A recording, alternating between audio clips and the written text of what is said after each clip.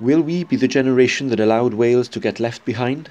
On Saturday the 4th of April at the Senedd in Cardiff, YesCymru will call on the people of Wales to stand firm and support Home Rule for Wales and parity with Scotland. Across Europe, people can now see that the power is in their hands. Who runs Wales is too important to be left only to politicians. That is why we, the people of Wales, must unite in our call for the powers to control our land and water as well as who drills below it, the powers to run our police force and our courts, to be able to decide on broadcasting, taxation and welfare policies. Join us on the 4th of April and support us in any way you can, for Home Rule, for parity with Scotland, for the generations that follow. Wales's future is in our hands. We cannot allow Wales to get left behind.